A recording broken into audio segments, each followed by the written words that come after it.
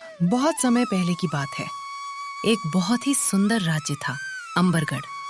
यहाँ के राजा महाराज वीरेंद्र हमेशा किसी गहरे सोच में डूबे रहते थे। उनके इकलौते बेटे युवराज आदित्य ने बचपन से अपने पिता के चेहरे पर यह उदासी देखी थी। बेटा आदित्य, कुछ दिनों बाद मैं तुम्हें एक बहुत बड़ा सच बताऊंगा। ये सच हमारे राज्य के भविष्य से जुड़ा है।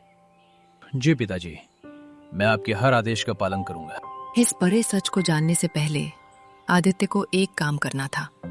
उसे पड़ोस के राज्य मेघपुर की राजकुमारी ईशानी से शादी करनी थी।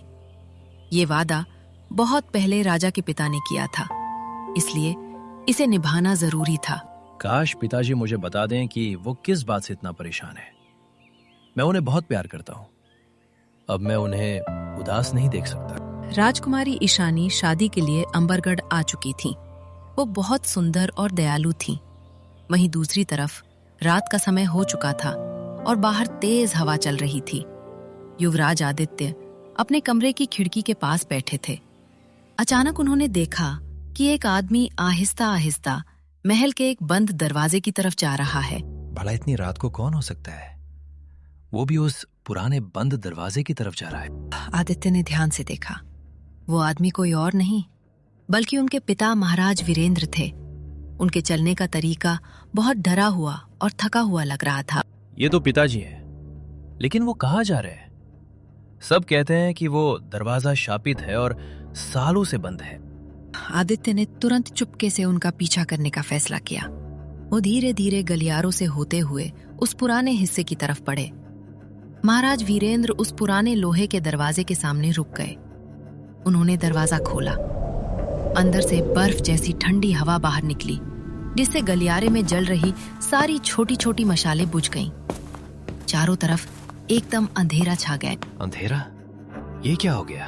अंधेरे में आदित्य ने दरवाजे के अंदर से एक बहुत धीमी आवाज सुनी। वो आवाज रोने जैसी या फुसफुसाने जैसी थी, जो किसी इंसान की नहीं लग रही थी।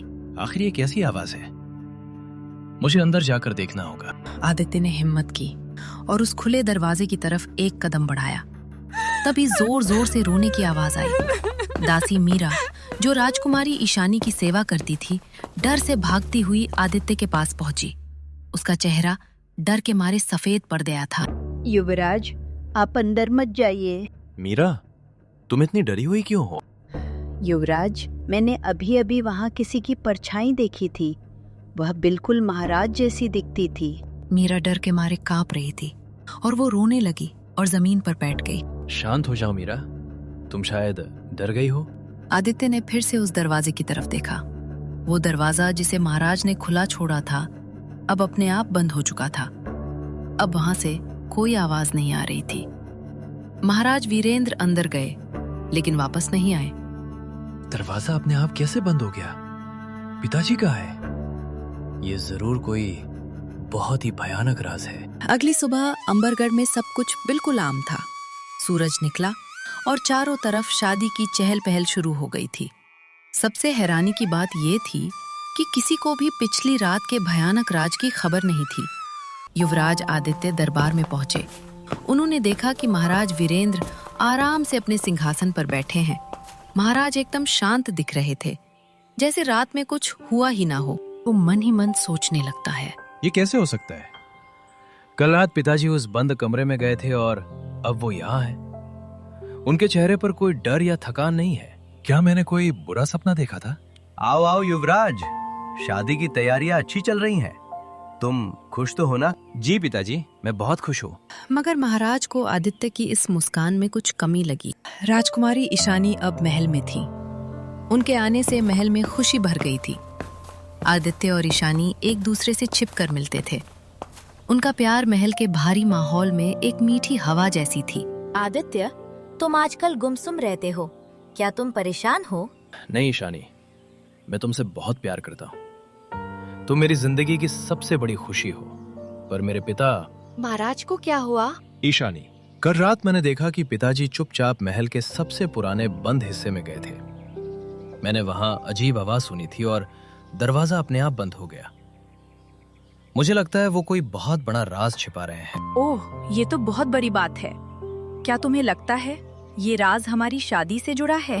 हाँ ईशानी, मुझे यही डर है। आदित्य सुनो, मैं तुमसे बहुत प्यार करती हूँ, इसलिए मैं तुम्हारी हर समस्या में तुम्हारे साथ रहूंगी। हम मिलकर इस राज का पता लगाएंगे। प्यार का मतलब डरकर भाग जाना नहीं होता, हिम्मत से खड़े रहना होता है। तुम सच में मेरी ताकत हो ईशानी। आदित्य और ईशानी की ये सारी बातें महल के एक कोने में खड़ा व्यापारी जयंत सुन रहा था। जयंत बहुत अमीर था और व्यापार के बहाने महल आता था। उसकी आंखें हमेशा महल की गुप्त चीजों पर टिकी रहती थीं। तो राजकुमार को शक हो ही गया है। वीरेंद्र अपने राज को अब और नहीं छिपा पाएगा। जयंत ने अपनी जेब से एक छोटा कागज निकाला। उस पर कुछ अजीब निशान बने थे। उसने चुपचाप उस कागज को पास रखी मोमबत्ती पर रखकर जला दिया। कागज तुरंत जलकर राख हो गया। अब मेरा काम शुरू। जयंत के वहां से जाने के कुछ देर बाद महल के मुख्य पुजारी पंडित रुद्र वहां आए। वो हमेशा ध्यान में रहते थे और जल्दी किसी से बात नहीं करते थे। उन्होंने युवराज आदित्य से बोला, युवराज आदित्य, मुझे आपसे एक बहुत जरूरी बात कहनी है। यह आपके और राज्य के लिए बहुत ही महत्वपूर्ण है। जी पंडित जी, आप बताइए। कल आपको एक खास पूजा करनी होगी। पूजा के समय आप और राजकुमारी ईशानी महल के नीचे एक गुप्त कमरे में जाएंगे। गुप्त कमरा क्यों पंडित जी? वहां तुम्हें एक पुराना संदूक मिलेगा। उस संदूक को छूना नहीं है। उस पर एक पुरानी और बहुत बड़ी चेतावनी लिखी है। हमें क्या करना होगा? आपको वो चेतावनी जोर से पढ़नी होगी। पर ध्यान रहे, अगर आप दोनों में से किसी के भी मन में अपने प्यार को लेकर जरा भी शक या झूठ होगा तो संदूक तुरंत खून से भर जाएगा और आप पर बहुत बड़ा खतरा आ जाएगा। पंडित रुद्र ये कहकर वहां से चले गए। आदित्य और ईशानी एक दूसरे को देखने लगे। ये तो हमारी परीक्षा है। मेरे मन में कोई झूठ नहीं है, बस पिताजी का राज मुझे परेशान कर रहा है। आदित्य, हमारा प्यार बहुत मजबूत है। हम कल सुबह जरूर वहां जाएंगे।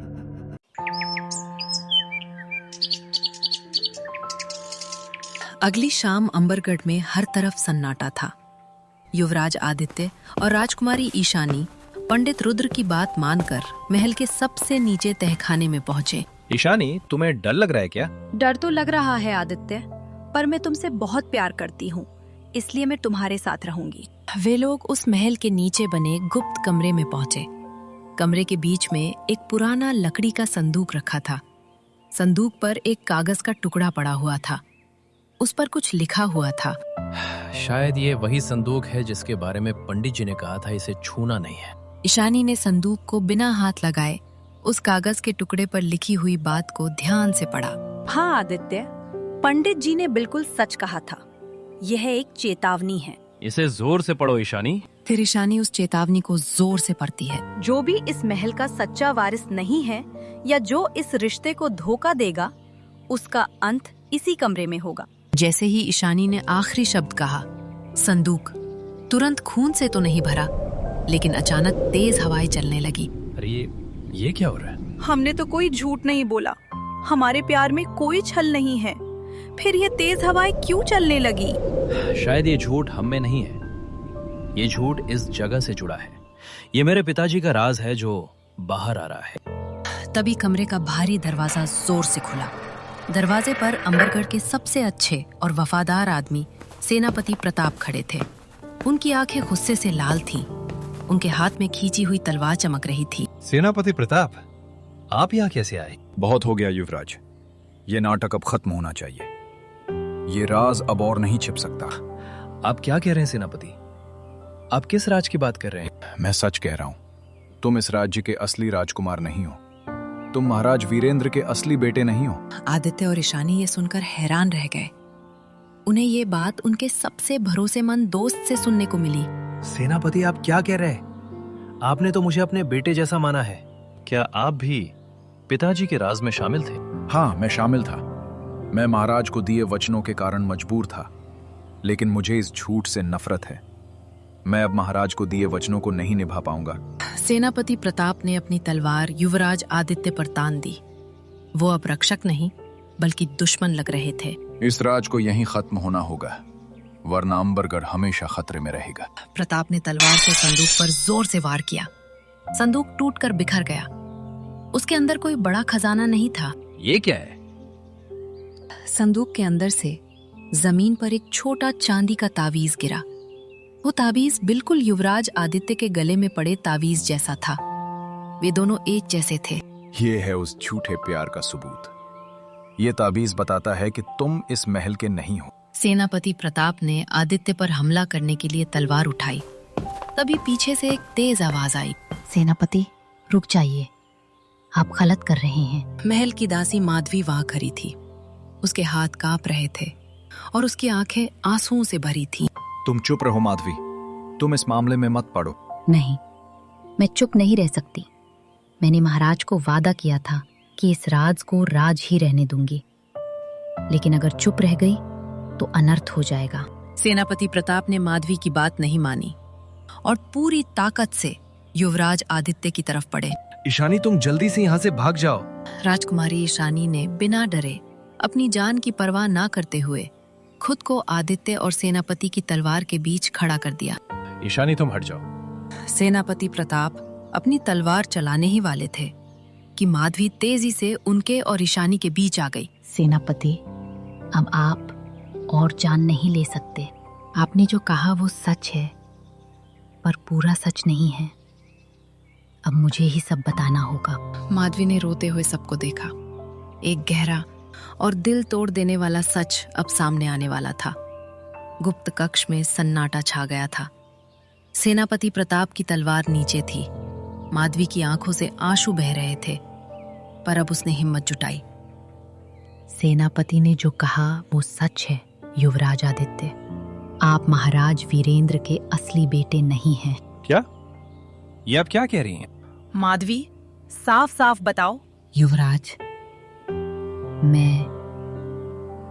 मैं आपकी असली माँ हूँ। ये बात सुनकर आदित्य, ईशानी और यहाँ तक कि सेनापति प्रताप भी हैरान रह गए। माधवी, जो महल में एक साधारण दासी थी, वो राज की रानी निकली। बहुत साल पहले मैं इस महल में एक दासी थी। महाराज वीरेंद्र और मेरे बीच बहुत प्यार था। हम शादी करना चाहते थे। आप हमारे ही बेटे हैं। अगर ऐसा था तो पिताजी ने क्यों नहीं बताया? क्यों मुझसे ये सब छुपाया गया? तब के राजा यानी महाराज वीरेंद्र के पिता बहुत सख्त थे। उन्होंने कहा था कि अगर वीरेंद्र ने मुझसे शादी की तो वो पूरे राज्य को तबाह कर देंगे। इसीलिए हमें डरना पड़ा। माधवी की आवाज में बहुत दर्द था। वो अपना दर्द बता रही थी, जो सालों से उसने अपने दिल में छिपा रखा था। मुझे चुपके से आपको जन्म देना पड़ा। फिर राजा ने मुझे महल से निकाल दिया। उन्होंने कहा कि आपको रानी के बेटे के रूप में पाला जाएगा। ये ताबीज जो संदूक से निकला और जो आपके गले में है, ये हमारे प्यार की निशानी है। ये राज छिपाने के लिए महाराज ने मुझसे वादा लिया था। अब सेनापति प्रताप का गुस्सा उदासी में बदल चुका था। और इसीलिए महाराज इतना दुख सहते हैं। असली राजकुमार जो वीरेंद्र की पत्नी का बेटा था, वो बचपन में ही मर गया था। ये बात महाराज को अंदर से खा गई। असली राजकुमार? उनकी मृत्यु कैसे हुई? वो एक हादसा था, पर महाराज को लगा कि उन्होंने तुम्हारे और अपने असली बेटे दोनों की जिंदगी खराब कर दी। इसीलिए वो हर रात उस बंद कमरे में जाते हैं। बंद कमरा? हाँ, उस बंद कमरे में असली राजकुमार की सारी यादें संजो कर रखी गई हैं। महाराज वीरेंद्र हर रात वहां जाते हैं और रोते हैं। वो हर रात अपने मरे हुए बेटे और तुम्हारे लिए दुख सहते हैं। महाराज तुमसे बहुत प्यार करते हैं बेटा। पिताजी, उन्होंने इतना बड़ा बलिदान दिया। उन्होंने मुझे बचाने के लिए अपनी खुशी और अपना सच सब कुछ छोड़ दिया। आदित्य को अब अपने पिता महाराज वीरेंद्र के लिए बहुत प्यार और इज्जत महसूस हुई। उनका गुस्सा खत्म हो गया। तभी उस बंद दरवाजे के पास से एक जोरदार हंसी की आवाज आई। तुम सब कितने भोले हो। इस खेल का असली खिलाड़ी तो अभी आया ही नहीं। व्यापारी जयंत हाथ में एक तेज चमकीली तलवार लिए वहां खड़ा था। उसके चेहरे पर बहुत कुटिल मुस्कान थी। जयंत, तुम यहाँ क्या कर रहे हो? मैं यहाँ अपने हक का सिंहासन और राजपाट लेने आया हूँ। मैं कोई व्यापारी नहीं हूँ। मैं महाराज वीरेंद्र के चाचा का बेटा हूँ। जयंत ने सबको डरा दिया। उसका सच सबके सामने आ गया था। ये शादी एक चाल थी। मैंने ही मेघपुर के राजा को गुमराह किया था। मुझे पता था कि वीरेंद्र ये राज छिपा रहा है, और मीरा ने जो परछाई देखी थी वो भी मैंने ही दिखाई थी, ताकि तुम लोग डर जाओ। तुमने ये सब किया? हाँ, और सुनो, असली राजकुमार की मौत एक हादसा नहीं थी, वो मैंने किया था। अब मैं तुम दोनों को मारूंगा और सिंहासन मेरा होगा। जयंत ने अपनी तलवार आदित्य की ओर बढ़ाई। सेनापति प्रताप तुरंत आदित्य के सामने ढाल बनकर खड़े हो गए। मैं तुम्हें हाथ लगाने नहीं दूंगा जयंत। सेनापति प्रताप और जयंत के बीच एक जोरदार लड़ाई शुरू हो गई। तलवारें आपस में टकराने लगी और चिंगारियां निकलने लगी। सेनापति बुजुर्ग थे, पर उनकी वफादारी में बहुत ताकत थी। तुम बूढ़े हो चुके हो प्रताप। इस राजपाट को हासिल करने से अब मुझे कोई नहीं रोक सकता। लड़ाई के बीच राजकुमारी ईशानी ने बहादुरी दिखाई। उन्होंने जल्दी से पास रखी एक जलती हुई मशाल उठाई। यहाँ देखो जयंत। ईशानी ने मशाल जयंत की आंखों की तरफ की। जयंत का ध्यान भटका। यही मौका है, मुझे कुछ करना होगा। युवराज आदित्य तेजी से आगे बढ़े। उन्होंने लड़ते हुए जयंत के हाथ से तलवार छीन ली। तलवार अब जमीन पर गिर गई। आदित्य ने सेनापति प्रताप की मदद से जयंत को खींचकर एक मजबूत खंबे से रस्सी से बांध दिया। तुम लोग ये गलत कर रहे हो। ये राज्य मेरा है। तुम लोग मुझे बंदी नहीं बना सकते। तभी दरवाजे पर महाराज वीरेंद्र पहुंचे। उन्होंने ये सब देख लिया था। उनके चेहरे पर उदासी के साथ अब एक अजीब शांति भी थी। पुत्र आदित्य, मुझे माफ कर दो। मैं तुम्हें खोने से बहुत डरता था, इसीलिए मैंने ये राज छिपाया। पिताजी, आप मेरे लिए हमेशा मेरे राजा और मेरे पिता रहेंगे। आपने मुझे पालने के लिए अपने प्यार और अपने दर्द दोनों को सहा है। इस राज ने हमारे बंधन को और मजबूत कर दिया है। पिता और बेटे का ये प्यार माधवी और सेनापति प्रताप दोनों को रुला गया। आदित्य ने अपने गले से अपना ताबीज उतारा और अपने पिता को दे दिया। ये प्यार और भरोसा का सबसे बड़ा तोहफा था। महाराज, अब सच बाहर आ गया है। माधवी, अब किसी को डरने की जरूरत नहीं है। उसी रात जयंत को कैद कर लिया गया। अगले दिन महाराज वीरेंद्र ने पूरे दरबार को बुलाया। उन्होंने सबको सच्चाई बताई। उन्होंने आदित्य को अपना बेटा माना और माधवी को महल में राजमाता का दर्जा दिया। सेनापति प्रताप को उनकी वफादारी के लिए सबसे बड़ा सम्मान मिला। अब मेरा दिल शांत है। मैं ये सिंहासन युवराज आदित्य को सौंपता हूँ। कुछ ही दिनों बाद युवराज आदित्य और राजकुमारी ईशानी की शादी बहुत धूमधाम से हुई। उनका प्यार अब सबके सामने था और बहुत सच्चा था। आदित्य और ईशानी ने मिलकर अंबरगढ़ में एक ऐसे नए युग की शुरुआत की और अंबरगढ़ को नई ऊंचाइयों पर ले गए।